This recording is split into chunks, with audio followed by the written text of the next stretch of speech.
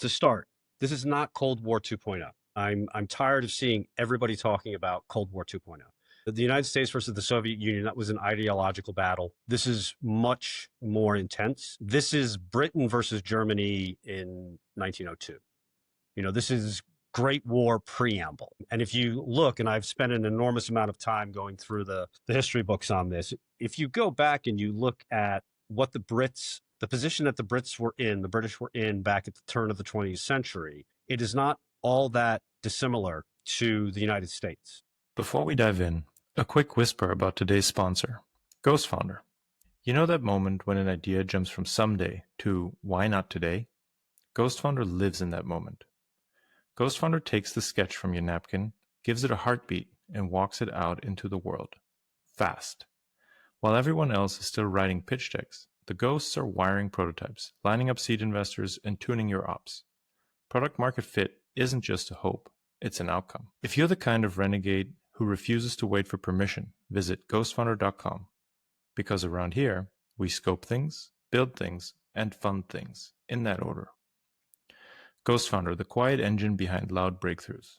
Today, we're thrilled to welcome back Peter Alexander to our show, the Covered Call podcast. Peter has spent nearly 30 years, I think it's actually 30 plus years at this point, living and working in China. He is advising global companies through his firm Zeben Advisors. He's got deep first-hand experience navigating both the Chinese and the Western business worlds, and he brings a rare, unvarnished perspective to one of the most misunderstood countries in the world. If you want the filtered talking points, this probably is not the episode for you. But if you want the truth, at least Peter's truth, he's the guy to bring it. Welcome back, Peter. Thank you so much for taking the time again. Listen, I appreciate you guys reaching out, and sort of as I commented in our back and forth in emails, it's sort of the China conversation nobody really wants to have. So I appreciate you bringing out the platform and having me back on. Yeah, I mean, clearly you have Stockholm syndrome, right? It's a very obvious.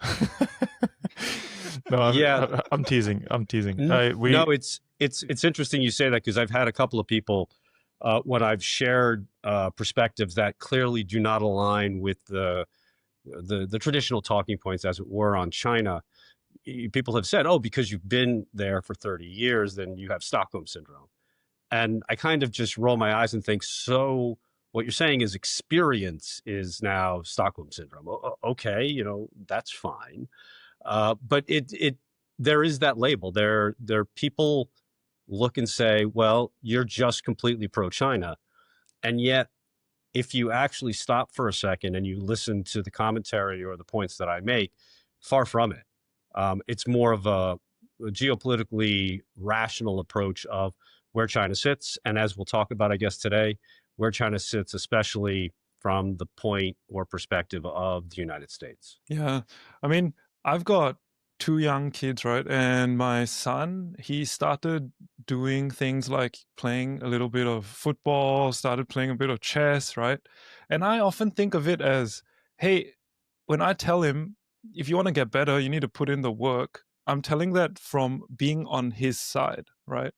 But when I look at a lot of the conversations, to your point about how when you tell people, hey, if the West wants to compete, this is what you need to do, put in the hard work, and then you get told, oh, you've got Stockholm syndrome, you're just in love with China. This doesn't make sense, right? So it's pretty unfair, but it's cool to see you guys, you pros, manage to hold the fort, still keep a smile on your face and say, no, that's not it, Well, I'll be honest with you. With each passing day, it is increasingly important, I believe, to continue to not be contrarian. I don't consider it a contrarian view. I consider the perspectives that I have personally on China to be steeped in real experience on the ground. And, I tell people all the time, I think I mentioned this maybe for the first time on the last time we talked, was, look, deep down, I am a red-blooded American. And one of the things that I've been trying to really promote is to get the American policymakers, the individuals I talk to in commercial ventures, what have you, American business, take China as it is. You know, what's the joke, right? Hope is not a strategy, as they say. So, it can be a little bit of, as I joke and say, riding the donkey is Don Quixote and everything's a windmill. But I think it is a civic duty on my part to really get out with the Americans and tell them what it is they want to hear. What's the hard truths, whatever you want to call it. Because quite frankly, America's losing and losing really bad. Yeah. Maybe we can segue into the latest, Can you give us a summary? Because I'm trying to follow this day in, day out. Sometimes I wake up in the middle of the night and I make the mistake of looking at my phone, and I'm giving it as much time.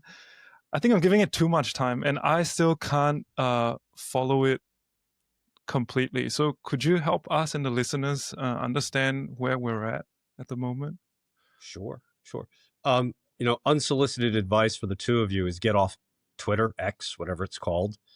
One of the, I think, unfortunate, talking about things like signal versus noise, I think one of the unfortunate developments over the past 18 months is the sheer exponential growth in the number of so-called China experts. And I believe that everybody has an opinion and everybody is entitled to their opinion. But a lot of times what will happen is that opinion is presented in a way as being somehow credentialed. And okay, you can take it, but there's just this volume of information that's being completely shot out of a fire hose that, number one, to your point, makes it difficult to follow, but then really difficult to be able to break down and come to some sort of hard, firm conclusions. When in fact, I kind of look at it as, I think so. I can't remember who said it, but it's like this treadmill. It's like in this world of sort of content generation, you have to be out there always putting something out, a hot take on X or hot take on Y. And again, I'm not on X. Sometimes I'll, put something out on LinkedIn, which is where most of my, public sort of commentary will go. But I'm not on every day. I'm not even on every week, just because everybody's out there commenting. So the timing, I think, of this discussion is critically important, right? Here we are less than a day after the US and China have had their second round of talks. And you have Donald Trump coming out saying, we have a done deal. Yeah. And when I look at the details of it, this is far from over. And I think it's very instructive to, look at the tweet that he sent out and look at it right here, right? Yeah. What we have is, what's the comment that they make is, they're going to provide China whatever was agreed to. Okay, what was agreed to? Yeah. That's one issue.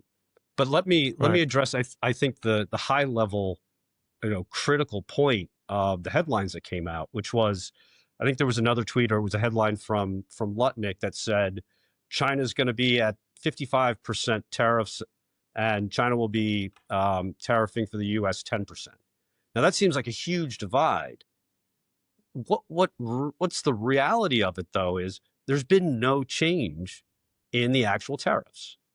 So what the US has said is 25% were the tariffs that came in. These are the ones that Trump put on in 2018. Biden kept them on. So that's 25% that are, essentially from 6 years ago. Then you have the 10% tariffs that are just tariffs, reciprocal, and then 20% for fentanyl. This is exactly where everybody was prior to the Geneva meeting. And China at that meeting, when they came out, said, we will keep on 10%. So there's no change in really what the tariffs were. But I think the critical real takeaway is nobody knows what the US is actually going to deliver, considering that the Chinese have said, okay, we are going to, continue with and put back into place rare earths and predominantly the battery technology that everybody was scouring for. So if anybody has sat across from a Chinese counterparty for a negotiation, here's a couple things that I can share with you. I have on numerous occasions. Number one, we're talking about a meeting in which I believe Xi Jinping and Donald Trump spoke Thursday, Friday of last week, and they agreed to meet on Monday in London. There's never been an instance where the Chinese will be that quick to be able to agree to a meeting. So that originally should set off people's questioning of, okay, what is going on? And then number two is there's never been a deal done in a matter of days. Now, I'm not suggesting that the totality of the relationship when it comes to whether it's tariffs, non-tariff barriers, things like that with the Chinese and the Americans is over. But I do believe that for China to have a willingness to be able to acquiesce in the way that they did, they received a lot of what they were looking for. And trust me when I say, this is not about the United States allowing Chinese students to go to Harvard. It's not even about jet engines or spare parts. This is about chip and chip-based technology. And that's the reason, that's the primary reason why both in Geneva and now in London, the US side has come out and has not provided any details whatsoever, because it's capitulation. Trump is going to want the win. We're going to have to see what I don't know how things play out over the next couple of weeks. But again, I think the key takeaways are China got exactly what it wanted, and this is far from over. What's the old joke, right? That in China, it's only after you sign an agreement that you truly begin to negotiate, and that's where we are right now. What I mean, going into this, you just said China got what it wanted. What did China want? Well, there's the immediate demands that they would have had, and this would have been on chip and chip-related technologies. So, my guess is, if I was a betting man, that you would have seen headlines from about a month ago where NVIDIA announced that they were going to have to take a $5 billion write-off because they had these H20 chips that they were no longer going to be able to sell. My guess is that's going to get lifted. But I think what's more critical, and again, this plays out into sort of the bigger ambitions that China may have over time, is think for 1 second about what has transpired over the course of the last, call it 8 weeks. You've had a series of export controls that the United States has been implementing over the past 6 weeks, but even prior to that, with the Biden administration's so-called small garden, high fence nonsense. And, to have China finally come around and say, well, we're going to play the same game and do export controls on rare earths. Again, one of my favorite American saying is, don't hate the player, hate the game. But there was an additional layer that I think China, in my opinion, is looking to break through on, which is the allowance for individual nations to control their own commercial destiny. Now, when the United States chooses to go in and say, we're going to weaponize, trade, which is what they've done, they go to the Netherlands and they tell ASML, you can't sell your technology either. Or they go to Japan, they go to Tokyo Electron and say, you can't sell your technology either. They go to Taiwan and say, same thing. And, all of these individual countries and their representative companies capitulated under duress, I'm sure. So, what China, I think, is really looking for is to be able to have that kind of engagement. Or if the Netherlands decides that China is some way a national security threat, let them make that choice uninhibited by the overtures of Washington, D.C. But ultimately, the issue is the United States is right to try and contain China. I don't think it is a strategy that's going to work. Clearly hasn't thus far.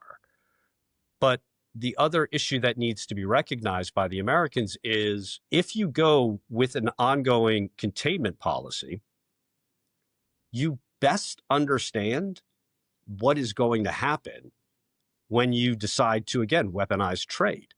And we've seen finally China decide to play that game and return with the weaponization of trade themselves with rare earths.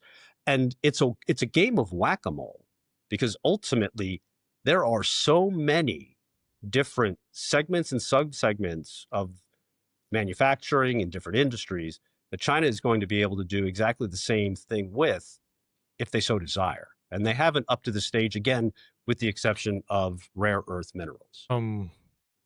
With the chips, right? ASML, I mean, they own a incredibly complex process that allows making, I think, the most high performance chips in the world at the moment. But after some of these sanctions were put on, it didn't take long for news to hit my feed that China had succeeded in making very similar, like 5 nanometer chips. Maybe ASML does 4 or something. You know, I'm not a semiconductor guy, so it seems close enough. Right. And that they, you know, as they do, which actually resonates with me, right? Because I'm an engineer. I build prototypes, and they just go and use a tech that's older, but it's very proven, and they just kind of end up optimizing it to like an insane degree, where then they're like, oh, it actually can do this. It is not efficient. It's not necessarily cheap, but we can make these chips ourselves. And this like tenaciousness of wanting to figure it out against the odds, I kind of feel like you're almost by putting on these sanctions, in a way, you're making China a stronger adversary. So I've never really understood, like, why would you keep doing this? Like, they keep innovating. Mm-hmm. It's like, stop it with the sanctions. Yeah. Like, every move seems to backfire somewhat. But I mean, I don't know to the scale of, maybe they built a couple of chips, they've proven it can be done. That doesn't mean it's done on a industrial scale. But right. But China seems to keep having moves behind each move, and it from my perspective, from the Western side, it seems like we're kind of out of moves. Okay, it's a great point. Let me expand on it to what I consider to be one of the more critical strategic issues, and that is, it may be the case for Europe, but I'll focus on the U.S. The Americans need to stop underestimating China. It's that simple. And there is this unfortunate way of thinking in Washington, and I think you both have heard me talk about this before a little bit, which is the concepts of how to compete, for lack of a better word, with China is driven by policy that is very, very steeped in 20th century thinking. Whereas the Chinese are working asymmetrically. And I'll give you an example about that in a second. But one of the key critical elements is every time China is underestimated by the American policymakers, they're able to find a roundabout. It's this sort of what I refer to as brute force innovation, meaning, we're going to figure this out. All you're doing is forestalling the inevitable, which is fine. And then you throw a gaggle of engineers or what have you at the problem. And as you said, you're going to get 95% of the way there. You're not going to have exactly the same sort of power or efficiencies or anything else out of whatever the tech platform might be, the tech stack. But it's going to be close enough that it blunts the impact that the Americans are trying to do with containment. So that's why I think when you look at the approach that China has taken, and I think this is vitally critical, again, as an example, is China also is quite iterative in terms of, on the giant playing board that is, geopolitics. They're quick these days to be able to learn from past mistakes. Rare earths wasn't the first time China weaponized their own trade through export controls. It was done actually back in 2020 with personal protective equipment, aka PPE.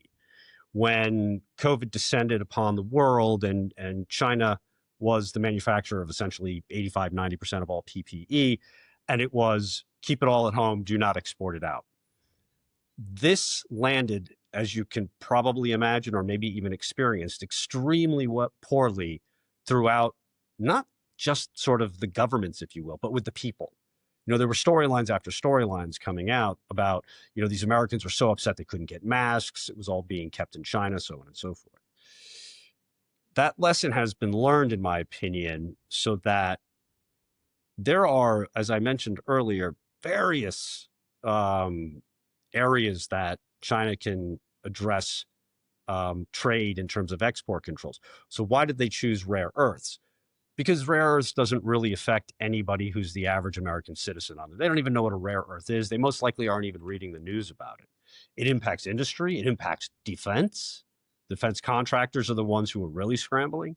So this asymmetry of how do we go and make our point clear without having all of the negative downsides that we encountered back in 2020. So when you're looking at the game that's being played, the Americans are they're just completely outmatched. And that's why I keep trying to stress to people that you need to take this seriously. If you don't take it seriously, you're going to find yourself further and further and further behind on a host of different issues when it comes to China. Yeah, I mean, I think it's almost like a very filtered approach, right? They're hitting everybody that matters without spoiling their image or reputation overseas that much. I would even say, since we spoke last, China's sort of standing in the world's actually gone up quite a few steps, right? With America tries to ban TikTok, people move to Red Note. You go to Red Note, you see everyone going, "Oh, China's the best," right? Look at how much a bowl of noodles costs. Look how safe it is. I can walk around at night, right? It's weird. Every time it seems that the West tries to put China in a badly lit box, they sort of shoot themselves in the foot, so to speak. Perhaps them also allowing so many new nationalities to go to China visa-free is also part of this strategy, right? So, I can give you a perfect example. I mean, I had family, and these are American, passport holders. I had family that came in on a 10-day transit visa. You can't fly directly, let's say, from LA to Shanghai, Shanghai back to LA. But if you fly from LA to Hong Kong, Hong Kong to Shanghai, Shanghai back to LA, not a problem. And I traveled with my family. And when they got to the airport, they were shocked at how friendly everybody was at immigration. It was easy to get through. They, had to do some paperwork, had to do their fingerprints, you name it. But it was easy. And then you have roughly 18 or 20 other countries where it's visa on arrival. So it's quite, China is really opening up towards more inbound tourists for a demonstration. And I think, to your point about Red Note did a phenomenal job of, addressing and highlighting sort of the so-called real China to a certain extent, to the point where you have a lot of people now that are traveling here just based off of what they saw and the engagement that they had on Xiaohongshu or Red Note, even if it was for a couple of weeks. It's fascinating to see. Yeah, my wife was also one of them, and then we did go to Yunnan for 6 weeks, and we loved it. So beautiful area of the country. Yeah, really. And I think it left a huge impression, right? You go there and there's just so many things that can't be conveyed with just words or snippets or short video, right? You go there, you experience it, you feel the warmth of the people. You just see, hey, everybody's just going about their business. What's all this talk about them hating us or whatever, right? Yeah. Well, what do you think? We talked about rare earths. From your vantage point, are there other bottlenecks or strategic assets you think China use? So it's maybe easier to name the ones that aren't. Well, yeah. Look, they're. But going with that filter that you said earlier, right, where they can actually hurt their adversaries where it hurts, but not the norm average Joe. That's just trying to go about his day, put food on the table. Yeah, the one, and I think this is finally beginning to break into the nomenclature. People are starting to recognize and talk about it.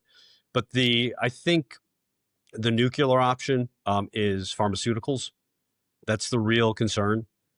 because something like 80% of all precursors, all ingredients that go into antibiotics come from China.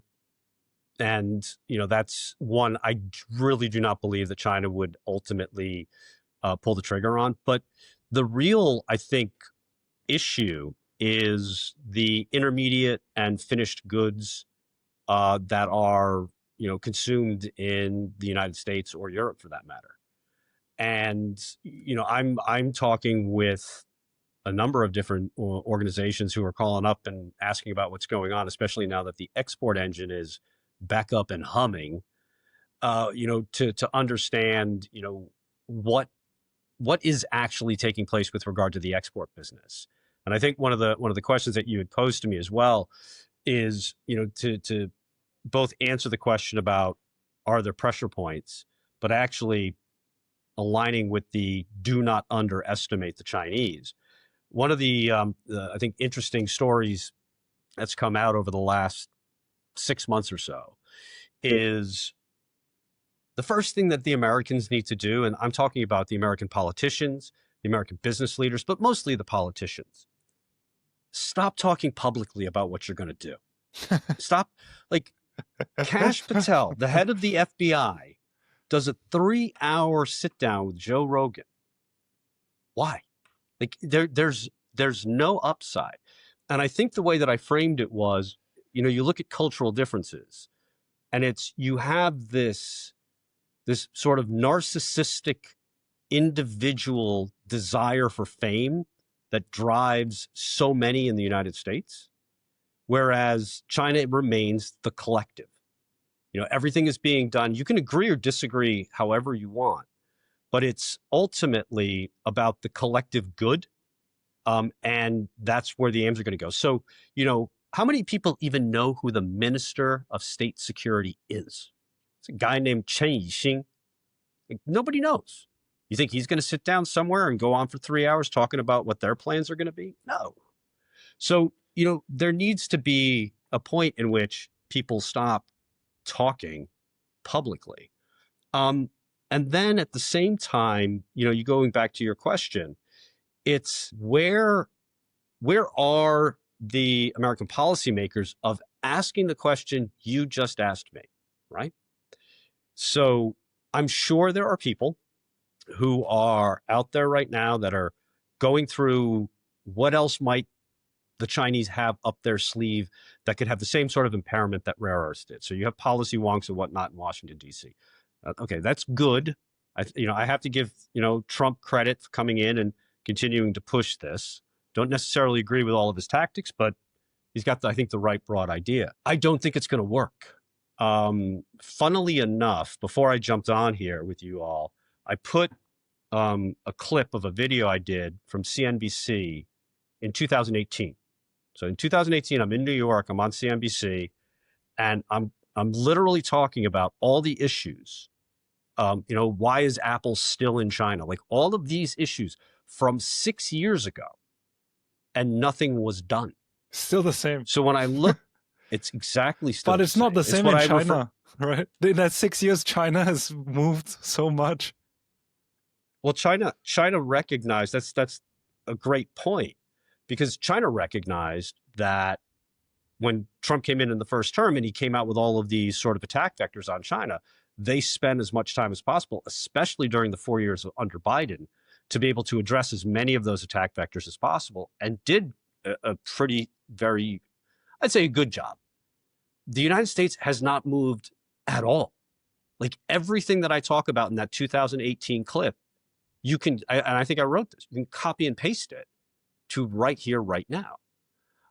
So it's really about the political machine asking itself whether or not they want to take this seriously. And I don't think there is, at this point in time, the willingness within the United States to take what are going to be very hard decisions that are going to be somewhat painful, to be able to do things like, we want to be able to build production capacity in the United States. Okay, right. What's been the talking point for the last 10 days? We need a full, political move to be able to get rare earths up and going in China, in the United States. have any idea how much time is going to be required to get to that level? Remember, underestimating China is dangerous. We're talking about a country that has built a production juggernaut over 35 years. The United States is not going to be able to replicate any of that in the immediate future. Hence, the primary reason why there needs to be cooperation. The United States is going to have to swallow very hard its pride and figure out ways to cooperate rather than directly compete on every element with the Chinese. I just realized I don't think I specifically answered your question, but my mind went in that direction because I get the question of what else they can do, but it's more than that. It's everything. Exactly. It is literally everything. That's my feeling as well. And it's almost like when they've got so many good strategic positions, everywhere you push, they can then hurt you more with a counter, right? So they can just, in a way, from what my own experience when I am working there, I see that they don't often take the first step. They let you create that first position, right? But then they know that they've got so many strong options that it's okay. They can let you sort of choose your poison in a way, right? So I don't know if we would be able to say right now what all the bottlenecks will turn out to be, but I guess it depends a lot on how the West, like you say, do they choose to compete or cooperate? You know, because if they want to compete, I think China's got this escalation dominance, right? They can just keep escalating with you, and at the end, you have to go, okay, let's come back to the table. And again, I think with regard to the export engine, right? Because there was a lot of focus on China's the end, or the U.S. is the end consumer, and the consumer always wins.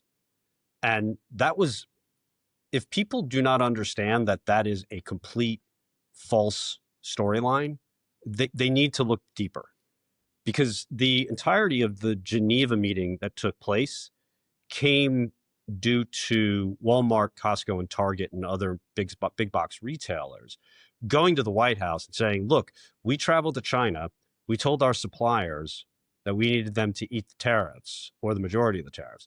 And every one of the suppliers to the individual company said no. I talked to a few of them. They held up their contracts and said, you forced us into a long-term contract with everything from quality, pricing, you name it, we're going to hold to it. And it became very evident that, and by the way, I should add, all of these exporters said, we're going to go offline. And the reason they were able to go offline was they had known that when Trump came into office, that tariffs were most likely going to be put in place, not knowing where they would land. So throughout the second half of 2024, what the exporters did is they ran lean and they built up a cash position. And keep in mind, as we all know, during that second half of 2024, every global, predominantly American consuming group went to their Chinese producers and said, we want to buy as much as possible. So you had companies that were running lean and making excess profits. So their cash balances probably had them out 6 to 8 months on average to be able to weather this tariff trade war. So, these are the kind of steps that get taken. And I think this is, again, maybe the best example, if you will, of, what else China could do is just they can starve, Walmart, if you will, of the ability to buy what they need to put on the shelves. So, but what are the so I mean, a lot of the rhetoric, right, to me, at least from my perspective, has been very transparent. Like, of course, this idea that the customer is always right, it's a nice to have, let's say, but that has more something to do with like level of service rather than will you eat the tariffs. That's a overextension of that concept. But so I know from talking with Jason, who spent a ton of time in the solar industry, that there are industries in China that are not doing great, right? Yeah. So so that means there is I don't think that American tariffs are the predominant trigger for that. Maybe it's part of multiple causes, but are there risks of building overcapacity? Because it seems like I mean, just the level of how cheap stuff has gotten. Like, so I'm thinking specifically about like the motors that make drones fly or lithium batteries. Man, that stuff has gotten so incredibly cheap. It's unbelievable that somebody can make that complex of a product and still make a profit by selling a Mhm. I have some on my desk because I'm working on something right now.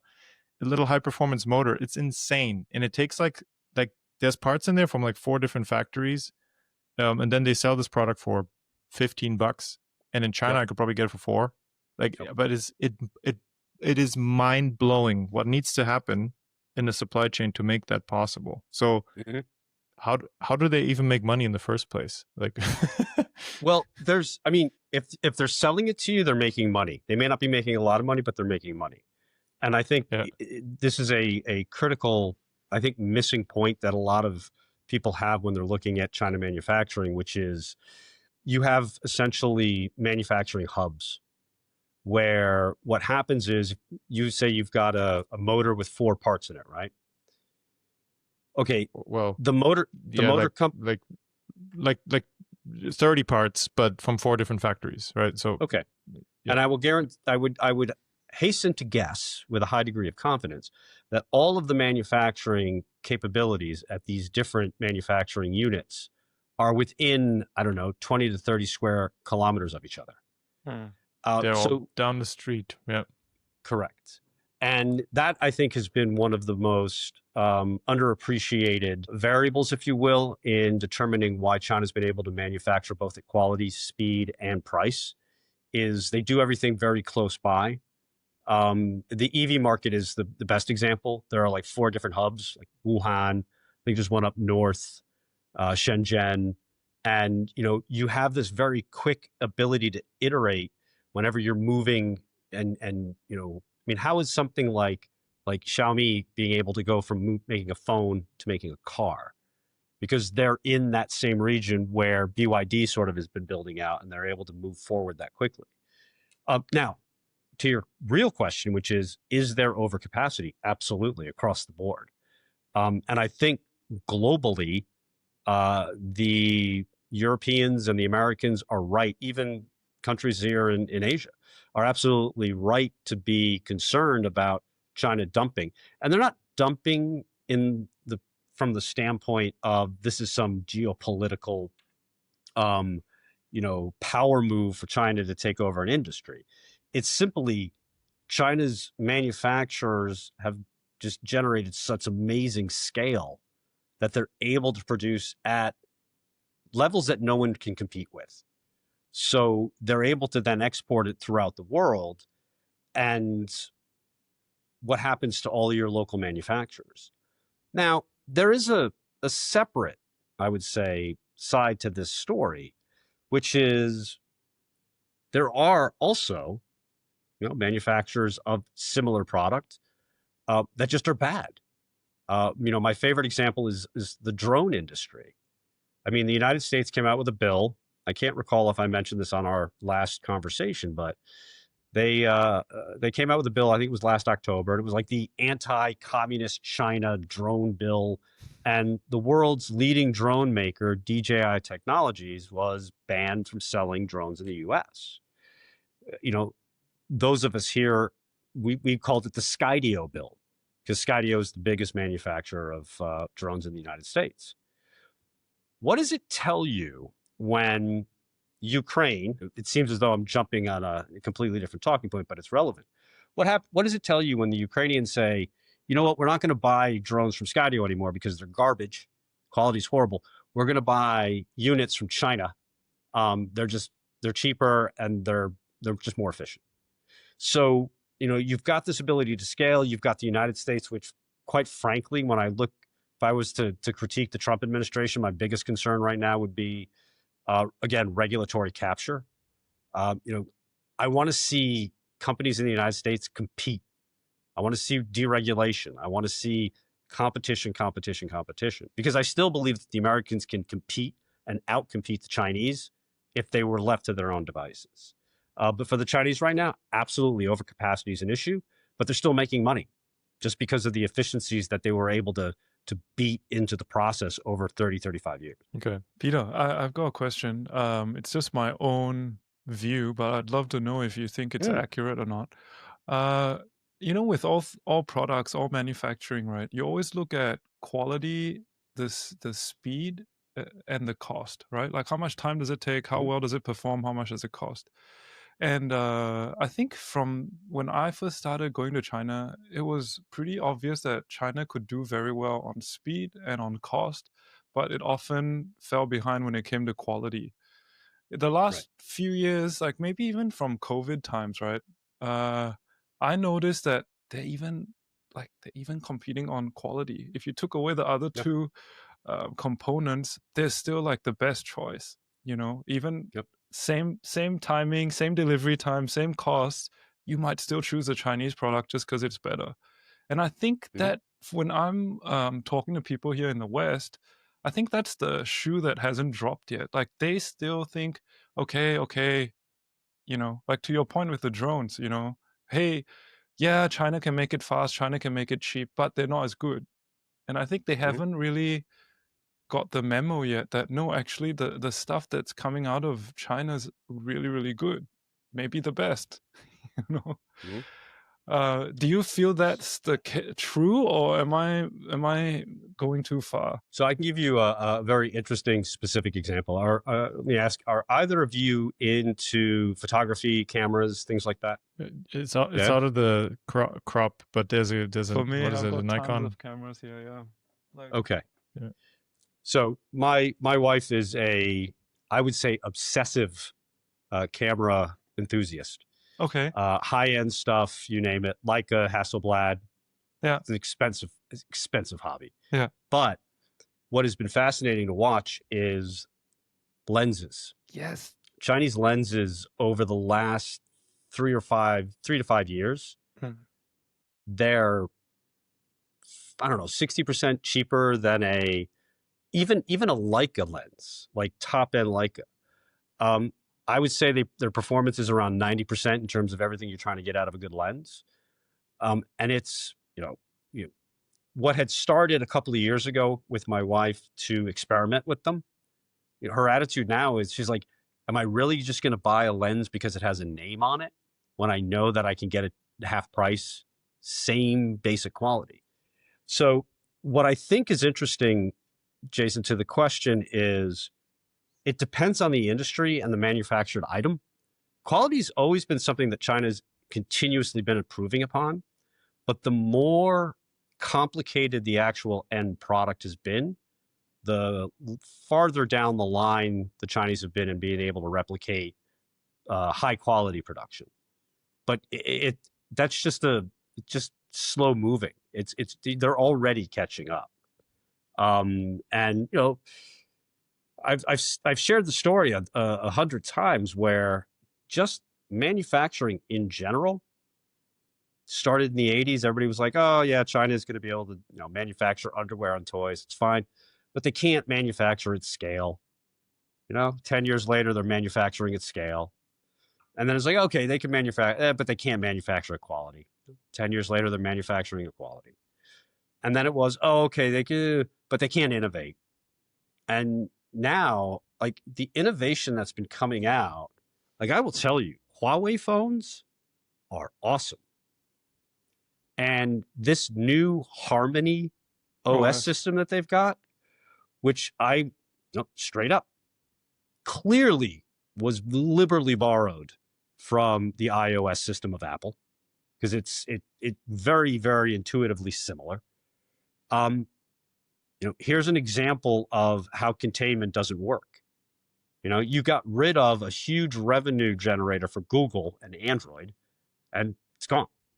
And now Huawei and all the others just use Harmony. So, I mean, in a way, it's so like just how when you launch a product, right? As an entrepreneur, I'm like, oh man, I would easily be capable to launch this new product into the market, but the incumbents are so strong, no way I'll ever outcompete Google. And then as a policy shift, they actually, from a Chinese entrepreneur's perspective, they remove your biggest obstacle for you. You're like, yes, finally I can launch my own OS. I've been wanting to get off of Google for the longest time. Like how short-sighted can you be? Like there's every product in the world is happy when it's entrenched, right? When it has a moat, when it's there in people's hands and pockets, and then you pull it. Like how I'm just disappointed in like the short-sightedness of the thinking on the Western side. Well, just ask Nokia, right? What was Nokia is a great story, but was there something specifically with China? Because I'm not aware. No, it's not China related. It's just Nokia had refused to get in smartphones. Apple came in. Yeah. Okay. Right. Or Exactly. BlackBerry, right? Or BlackBerry. And no, I think, and look, I mean, we haven't even talked about the elephant in the room when it comes to what you just brought up, Lovis, which is the DeepSeek moment, right? Everybody, they said that there's no way China's going to, like OpenAI and what are the other ones? Gemini and whatever they are. All these systems in the United States in which billions are being invested into these so-called stacks, all closed. And then some random Thursday, some hedge fund manager in Hangzhou just guerrilla launches a massive competitive an open AI model that puts the world on notice. And, I can't even begin to explain to you the speed at which DeepSeek has been integrated across all platforms. Again, I was mentioning the Huawei phone. My wife, she picks up this cute little, tiny little foldable. I mean, think about it. Apple doesn't even have a foldable camera yet. So she gets this foldable camera and she's sitting over on the couch and she's sort of talking to the phone in Chinese and asking some really strange questions. And I was like, what are you doing? And she's like, oh, I'm talking to the assistant. And I'm just asking all these questions. And she's like, it's amazing. It's so much better than Siri. And I was like, so I walked over and I looked at it. It was like, so Huawei's already embedded DeepSeek into their phones. In like 5 minutes. Xiaomi is embedding DeepSeek into their cars. And here's the killer. It's open sourced. Mm-hmm. Like, they can easily create their own flavor, right? They can easily create their own flavor. They can fork it. They can it's incredible. Yeah. And then pair with that. So something that always made me laugh, like Jason told me a long time ago, he's like, yeah, Chinese don't really like paying for software. Like the software as a service business model where you pay a monthly subscription is not really a thing. Yeah. Which is like, I don't know, at this point feels like 80% of the American economy. Mm-hmm. So when that's not true, right? 80% is probably Wall Street, but but a lot of it is software as a service. And the Chinese, in their mindset, they're just like, no, you pay for the hardware, the software comes with it. So like, how does that work? Like, how do we compete with that? I'm not sure. Well, here's the interesting question, because you talk about SaaS and whatnot and software. One of the other points of view that I've tried to explain to everybody is, the United States clearly with the whole AI trade over the last couple of years and SaaS, and the United States is extremely software focused, right? Mm-hmm. And I try to pose the question to everybody and say, well, what good is your software if you can't compete with hardware? And all the hardware, look at robotics. I mean, China is going to do to robotics what it did to the EV market in a matter of years. And, this goes to the ability to do mass production and innovate. And if you have great software, that's fantastic. But if you don't have the hardware that it needs to operate on, or you have to go to China to be able to get that hardware, I mean, it's like Walmart going up against the producers. Like, who has the negotiating power in that relationship? Yeah. So, I think the manner in which, the direction that we're watching all this goes keeps bringing me back to one of my primary theses, which is the United States is past the point of no return. It's going to need to figure out a way to be able to operate, to be able to be cooperative in its relationship with China. And like I said, and I'll repeat myself again, it's going to be next to impossible, because that is a very bitter pill for the United States to swallow. So how does that resolve? You've got the rock meeting a hard place, right? Sort of a dynamic going on. So everybody will have their own opinion. Let me stress one thing more critical than anything else, and it's a bit frightening when you think about it, but I think it's nevertheless it's true. To start, this is not Cold War 2.0. I'm tired of seeing everybody talking about Cold War 2.0. The United States versus the Soviet Union, that was an ideological battle. This is much more intense. This is Britain versus Germany in 1902. This is Great War preamble. And if you look, and I've spent an enormous amount of time going through the history books on this, if you go back and you look at what the position that the British were in back at the turn of the 20th century, it is not all that dissimilar to the United States. The British at the time had all these colonies and they had all this trade and whatnot. The United States has all their military bases and all their colonies. You have Germany at the time, depending on what history book, because history is written by the winners, so sometimes hard to get in a real honest opinion. But Germany at the time understood that Britain was the world's leading superpower and attempted to try and work with the British, to monitor their rise. And the British were very accommodating, sure, but did nothing to help. In fact, they did the opposite. If you look at some of the history, they literally put on tariffs, just like the United States is doing with China, on the Germans.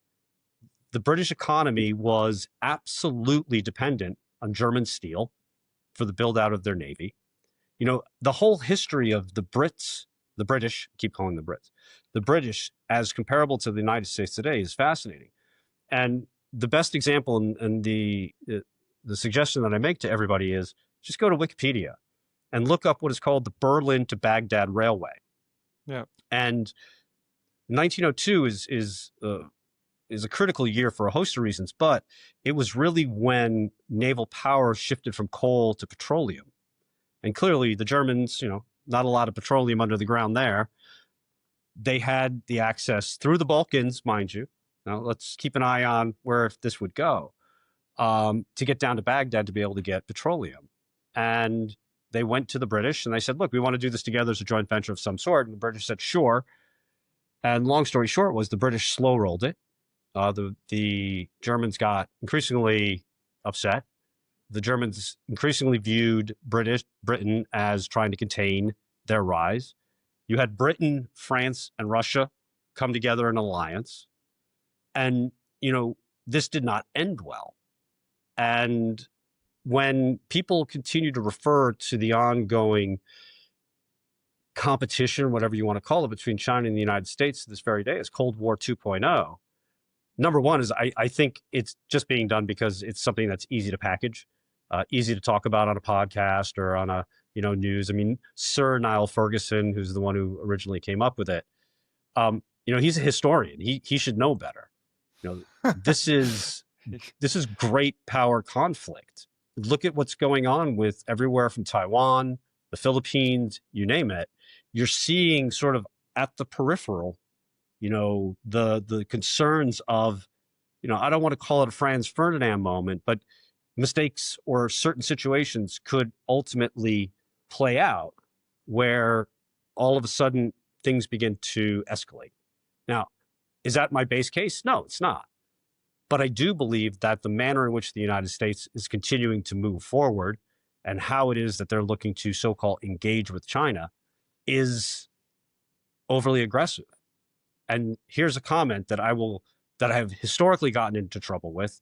In fact, one of the reasons why I've had other podcasters reach out and say, hey, we're interested. And then I share with them my ideas and they're like, nah, this is a little bit over the top. But it's, Beijing, and particularly Xi Jinping, he knows that what the United States is doing, especially in the East China Sea, is an attempt to goad, and that's a quote from the Financial Times from a year ago. The United States is attempting to goad Beijing into some form of kinetic action. And it was a year ago that Xi Jinping commented to Ursula von der Leyen, hey, I'm paraphrasing clearly, would you go to the Biden administration and tell them that, we're not going to fall for it. We know what you're trying to do. So how does this work out, Jason, as you asked the question? Is there needs to be a recognition that the world is big enough for China and the United States.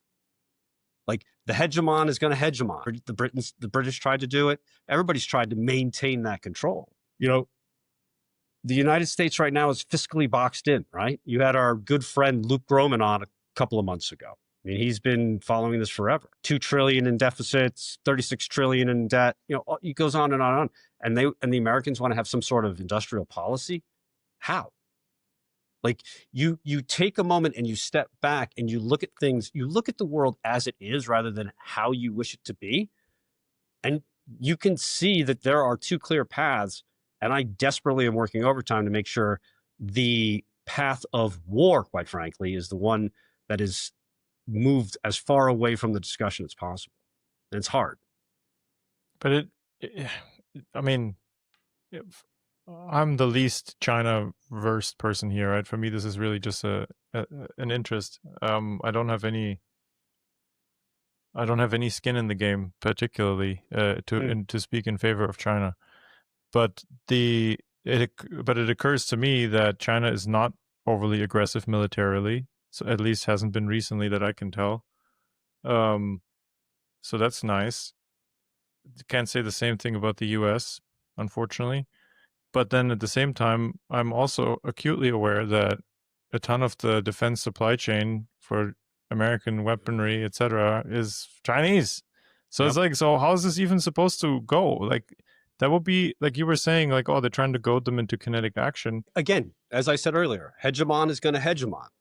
You know, it's, you know, why couldn't the British get along with the Germans? I mean, right. We're talking about literal family connections to Queen Victoria at the time, right? Right, and only separated by a small channel, right? Like not even continents apart, but correct. But there is this it's been clear, you know, through history. It's not even just the British and the Germans, but the thing that the real variable that I think was always understood and has, I think, been both forgotten and also downplayed is the degree of complementary, call it aspects or elements between the US and China can make for a phenomenal partnership. You know, you can have the United States act as, you know, the service driver of the world and China can be the manufacturer of the world. The issue is you have competing systems. And this is a little bit like Cold War 2.0 if you wanted to make that comparison. But again, Jason, back me up on this.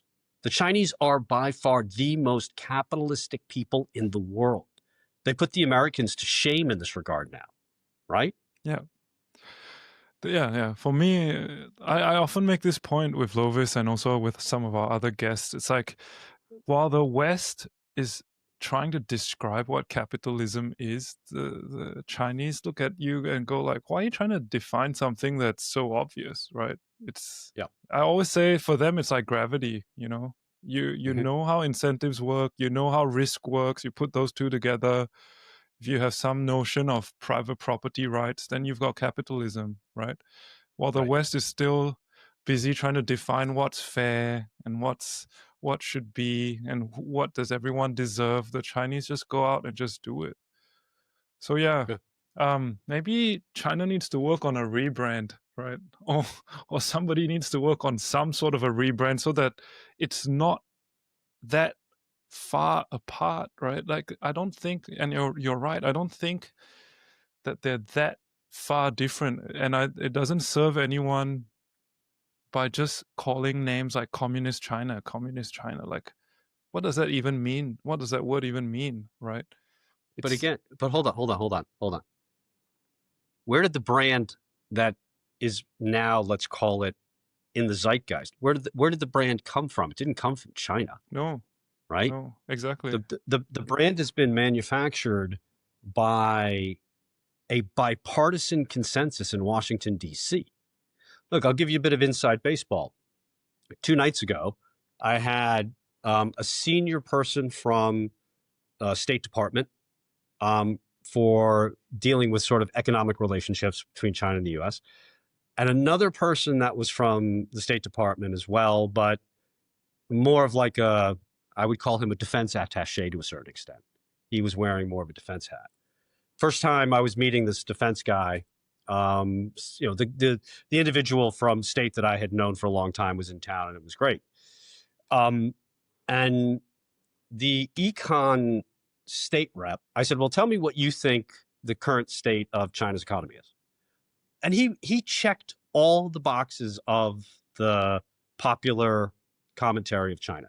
Property market, need fiscal response, not enough consumption. You need private enterprise. Everything that you see in the Financial Times and the Wall Street Journal, on and on and on. Now, my argument to him, or my position to him, wasn't that he was wrong. But you've heard me say this so many times elsewhere. It's just incomplete.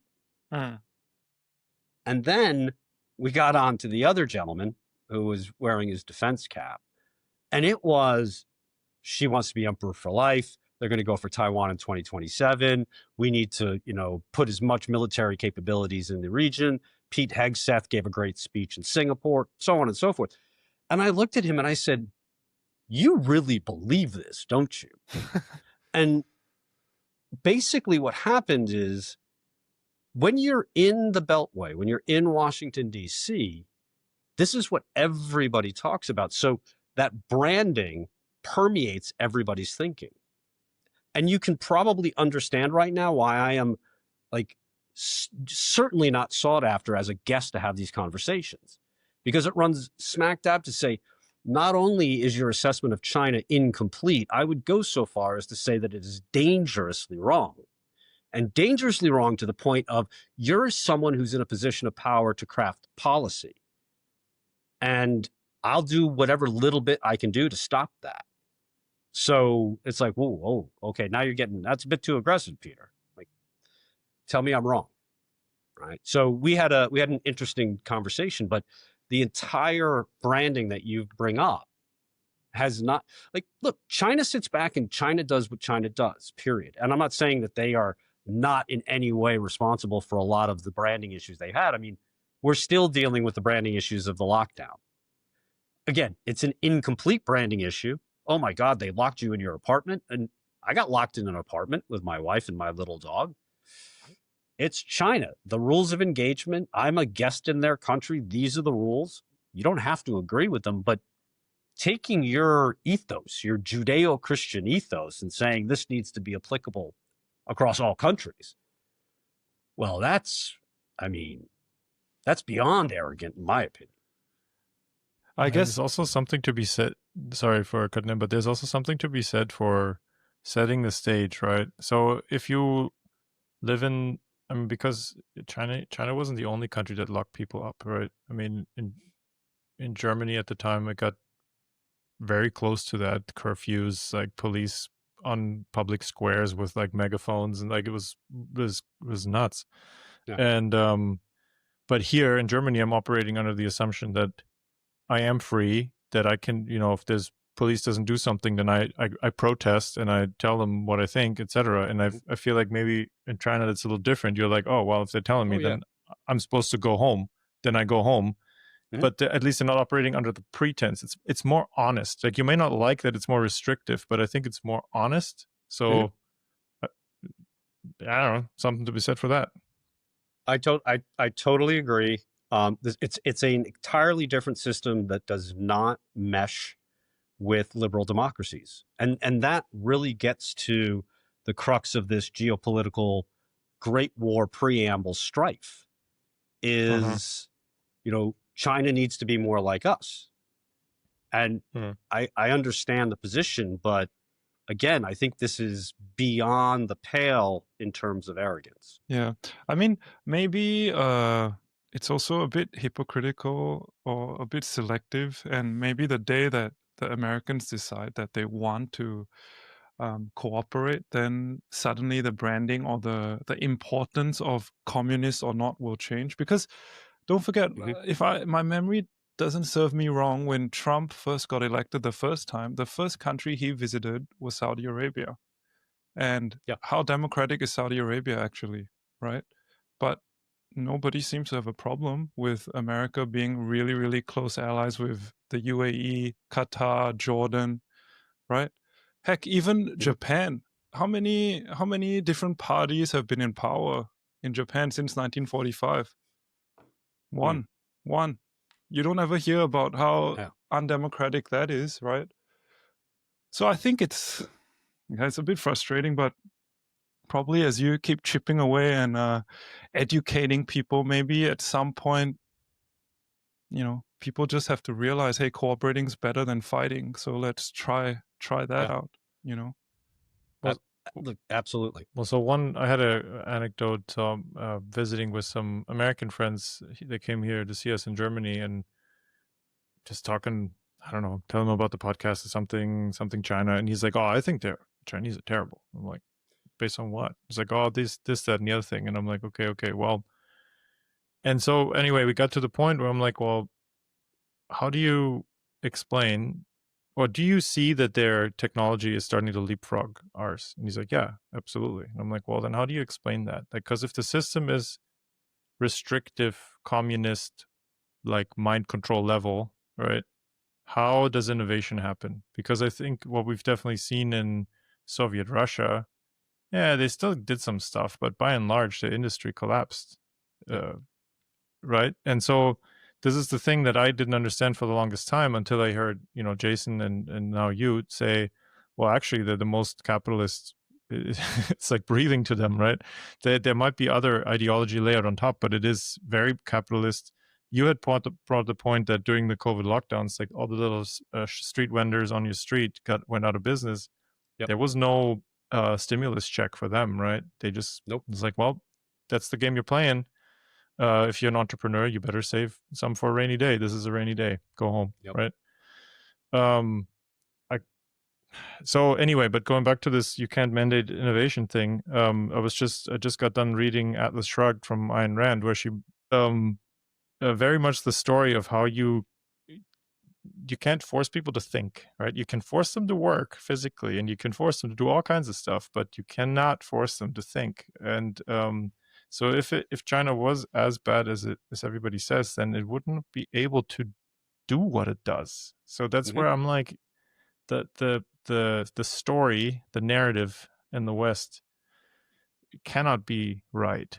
So that was the thing that kind of proved it to me, where I was like, oh, wait a second, there's got to be more layers to this. Yeah, I mean, the way that I always try to explain it to everybody is, number one, most important, is there is a completely different societal system that operates here. And that's both from a cultural point of view, but also from the government point of view. I mean, think about this for 1 second. We're sitting here on a video call. I'm in Shanghai, China. For those of you out there that are listening to this and don't know that, I can sit here and have a conversation for hours on end about Xi Jinping, about Taiwan, Xinjiang, you name it. Good, bad, or indifferent. There's no one that's busting down the door, putting a black bag over my head and throwing me in the back of a van. These are the kind of, there's a respectful level in which you're able to have these discussions. Now, if I were to go out and do that on the street in Chinese with a couple hundred people around me, okay, then I'd be in trouble for sure. But that's the social contract in terms of trying to keep civil society from ripping each other apart, as opposed to Los Angeles right now. And I believe what the United States is having something called "We Want No Kings" or whatever, protests they're going to have across the country today. So extremely, extremely different societies. But it's not the oppressive country that people make it out to be.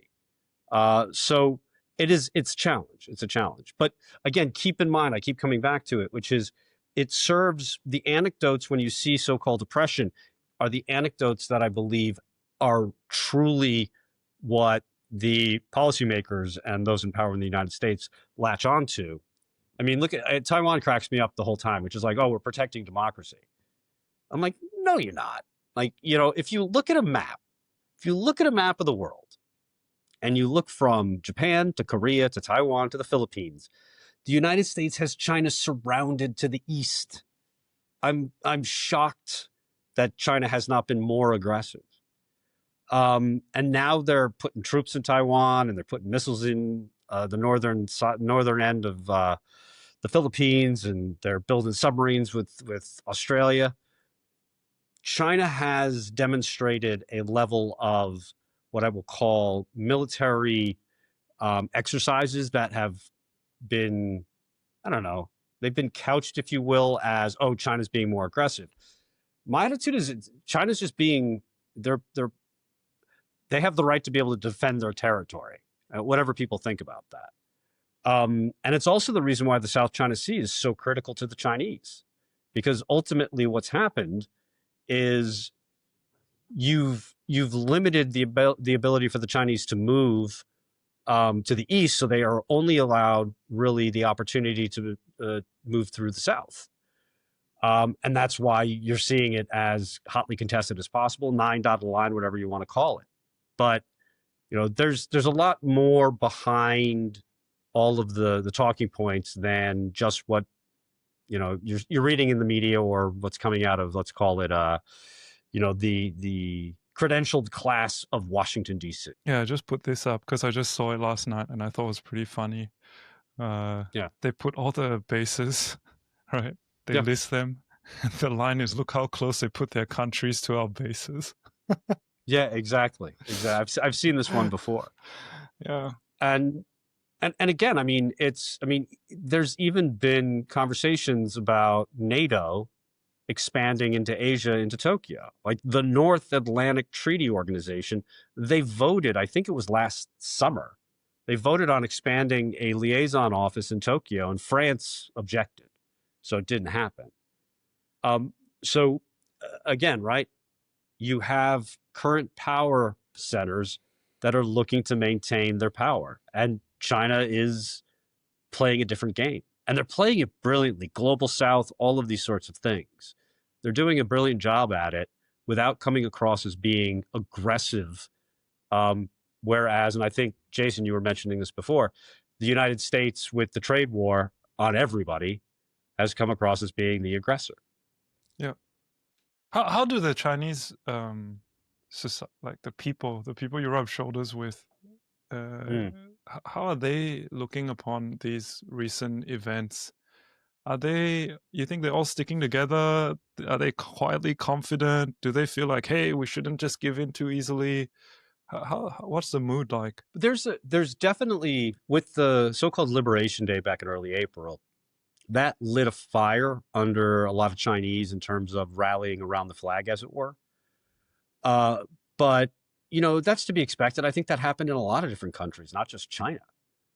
And I wouldn't say that it's a fervent nationalistic, theme or vibe that's going on right now, but people recognize it as though, okay, we must be doing something right if the United States is being this aggressive with us. You know what I mean? Yeah. But then I think, as I've commented to you before, how do the Chinese look at what's going on? It's just another Thursday. It's like, I'm just going to get to my job. I'm going to do my business. I'm going to do what I need to do. I'm going to put my head down, take care of my family, whatever the case might be. There's no drama in China. Yeah. And when they look upon the United States, and again, I'm assuming you're still once in a while jumping on Xiaohongshu and looking through it and some of the videos. Yeah. I mean, I've told everybody I know, I'm like, look, go download the app and just get a feel of what's going on in China. They're very open for the most part on what they share there. Yeah. And, it's everyday life. And, you're going to see some funny stuff about Trump and some funny stuff about, what's going on and, Elon Musk or whatever else might be the case. But ultimately, if you take it one level higher and you think of it from the standpoint of the Beijing power brokers, they will, and it's not just the United States, there is always this tendency to monitor and scrutinize very clearly what's going on in all different countries. And I think when you take a look back on the last 25 years, China's good. China's also gotten really lucky. Because again, the United States as the hegemon from 2001 with 9/11 onwards, they took their eye off the ball. Now we can debate whether or not, going after Osama bin Laden, being in Afghanistan or Iraq for 20 years is the right policy. I don't believe it was. But for the standpoint of the Chinese, this is what really allowed them to be able to expand their reach globally, to the point where, to his credit again, when Donald Trump got elected in the first term, he was the one who said, oh, this has got to stop. Right? We need to refocus our energies on China. China's the real competitor that we need to go and focus on. So, what you're seeing right now with the United States being very much at odds internally is also playing into the hands of the Chinese, because Yeah, of course. the American policymakers, they have their attention is divided. Yeah, same. I mean, same in Europe. There's so many issues cooking that they don't really have bandwidth, I don't think, to genuinely deal with that crisis in a productive way, I should say. And I just want to say that's an issue when you talk about rallying around the flag and you talk about great power competition. When you look at Germany and Britain, for example, in the past, and all the other great power competitions, by and large, I guess the societies came together and consolidated and did what they needed to do to the best of their efforts as one unit, right? But when you look at America today, I don't know for sure because I'm only looking in from the outside, but it seems divided, right? It seems they're not as united as they could be. So that's something that plays into China's hands for sure. Because when you go to China, you don't get that feeling. You get far from that feeling that the Chinese people are divided, right? No, not at all. I mean, again, it's, for me, what China continues to remind me of is my experience of living in New York City in the early 90s, late 80s, early 90s. And very different than the New York City today. I mean, back then when I was living there, you eat what you kill type of environment. Like, you were running and gunning, you were trying to make your own way, you were trying to get a job, trying to get promoted, working like a dog, you name it. Didn't matter necessarily where you went to school. That kind of helped a bit, but it was who you were, and did you have the energy and the drive and the intelligence to get things going? And that's China. Yeah, of course you're going to have people that are connected, and that you could say anywhere else in the world, but ultimately, the real issue is just moving forward, getting things done, working. And everything else doesn't matter. Like, it's all nonsense. Like, you name it. So in closing, because we're definitely we're taking up a lot of your time. You kind of started talking a little bit about maybe a positive outlook of a positive future outcome, right? Because I mean, safe to say, none of us here, and I think honestly not. But percentage-wise, I don't think anybody in the world really wants a freaking kinetic war between China and America. I genuinely don't think, I think there'd be less than a fraction of a percent who actually would like that. Agreed. So, let's just paint a picture. What will be a positive, collaborative outcome of these two great powers working together, just from your perspective? Okay, so this is a little wonky, but I think it's pretty funny. I don't know, it was about a year ago or so. I started looking into this issue, and I was thinking to myself, there has to be a time, sometime in the past, when there were two equal great powers that didn't hand off power to one another, but didn't go to war. How was that solved?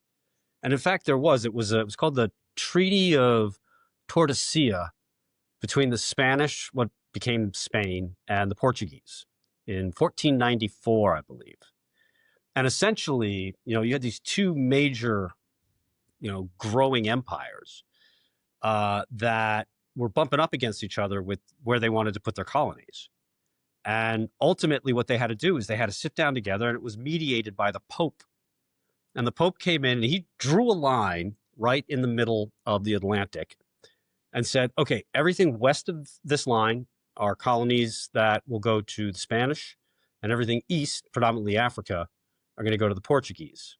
And what was a small little interesting element of that is where the line was drawn at that time. Technically, South America had not been discovered.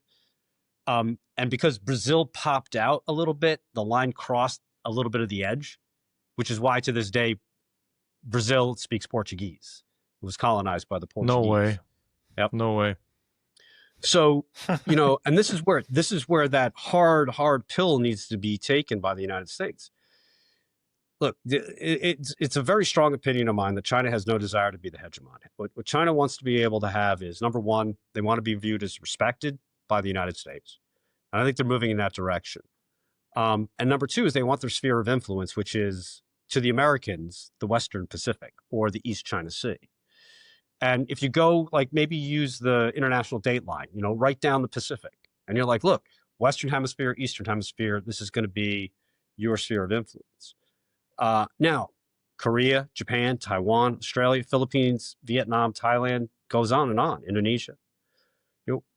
Does this mean that that the United States or that the Chinese are going to go around and try to colonize and take? No, it's about having that safety net that the Chinese have been seeking to say, look, this is just our area where we don't there are 50,000 troops still to this day in Japan, 25,000 in Korea. Forget about the bases, forget about things like Guam, what have you. Why are these still there? Like, these were there for the Soviet Union and the real Cold War. So that's kind of what I think needs to happen. So if you can have a treaty, something like what happened between the Portuguese and the Spanish, granted 600 years ago, I think that is kind of where things need to go. There needs to be, number one, there needs to be a recognition by the Americans that there's an over-dependency on China for virtually everything. And what is required is, first and foremost, to assess where the dependencies are, which ones are critical, and what to do about them, and then go down the list. And, the simple example that I've given people is you should invite BYD or Xiaomi or whomever to come to the United States and build factories as a joint venture and allow them to come in, allow them to bring in their people, allow them to train everybody up. Do that with Catel, with the battery manufacturing, solar manufacturing, whatever the case might be. Bring that manufacturing in, allow the Chinese to bring their own employees in as well to help train up locals. There needs to be a willingness to be able to accept the world as it is, not as the Americans wish it to be. So I'm hoping that, I believe that the Chinese are very open to this sort of thinking. The Americans are not. Again, based on the conversation I had with this one individual the other night, no. Like, we're not going to be better dead than red, as my father once said to me before I moved to China. And I was like, you got to be kidding me. Like, it's not 1950. Joe McCarthy, long gone, Dad. But there is still that mentality. The China's communist, always will be communist. Xi Jinping's a Marxist-Leninist, all of this.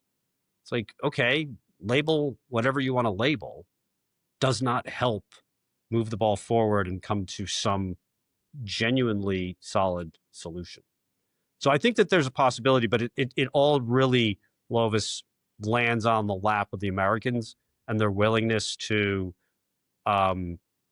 do, I think, what's right for the world. Great. Thank you. Maybe it just needs more time. Didn't Winston Churchill said the Americans always end up doing the right thing, but at the end, they have to try everything else first. After they've exhausted every other option, they do the right thing in the end. Yeah. I think that worked when the Americans were more isolated 100 years ago. I think when they had all the resources in the world, you name it. The way that I just would sort of more succinctly put it, people like to talk about some Mar-a-Lago Accord. You have the Plaza Accord from 1985. The United States, first of all, is nowhere near as powerful as it was in 1985, full stop. Second of all, China is not Germany and it's not Japan. These are countries back in 1985 that were wholly dependent on the United States for its export market. And more critically, and my apologies for saying this, Lovis, the Germans and the Japanese were essentially vassal states for a certain extent to the Americans back in the 80s due to the size of the military commitment that was made. This is completely different. So I don't know. I mean, I'm personally an optimist. I'm a raging optimist, to be quite frank. But it's hard because trying to get the story out, trying to get the counter narrative to the right people, they don't want to hear it. The Americans just do not want to hear it. And to come full circle to the start of the conversation, I just have Stockholm syndrome, guys. It's as simple as that. Simple, man. All right, Peter, thanks so much, man. For our listeners that want to follow you, I know you're not on X, but you're on LinkedIn. We'll put your website on the show notes. You can skip the website. Just if you want to link in my LinkedIn, that's fine. Okay. And anything else you're working on at the moment that you want to share, or? Not really. I mean, I'm just having conversations. I'm on like 3 to 4 Zoom/team calls a day, having these sorts of conversations, but with business leaders. Okay. They're clearly open to it because they're trying to find a way to mitigate risk. Mm-hmm.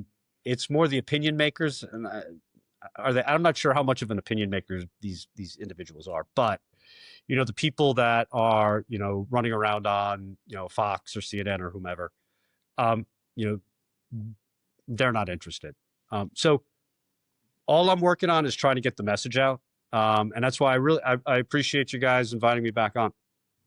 Yeah, it's such a blast. All right. So till next time, hopefully things get more peaceful when we speak next. That would be your lips to God's ears, Jason. Thanks, Peter. Thanks, Lovis. And that wraps up our main conversation. But we're not done yet. We're going into overtime, where Jason and I unpack some insights, reflect on what just happened, and connect a few dots. And go. Yeah, so after this call with Peter, Jason and I did not record normal overtime. We kind of ran out of time. We ended up talking with Peter way longer than we thought. And we actually did somewhat of a debrief with him on the call. But then we didn't want to share that since it was officially after our recording time. However, Jason and I got to talking, and me specifically got to thinking. This conversation and previous ones that we've had and that we've shared in other episodes really left such a great impression on me. And as I said during the episode, I am by far the least China-versed person in this conversation we just had. However, my interest has definitely been piqued, and since I am an engineer who operates an engineering business out of the United States, I'm directly affected by a lot of this tariff talk back and forth, because as things are, most technological components, be they electronic or mechanical, are made in China currently. And because I've never been to the industrial areas where the stuff is actually made, I've actually honestly been to very few factories in my life. Jason and I decided to go on a trip. So this is now just a few days after the recording of the episode with Peter that I'm sharing this, and flights are booked, and we're planning on being in Shenzhen, Hong Kong area, and then traveling over to Shanghai and visit Suzhou as well. We have a good handful of contacts there. Some we've met through the podcast, some from other reasons. I'm currently in the process of lining up some suppliers that I also routinely order from for my prototyping business.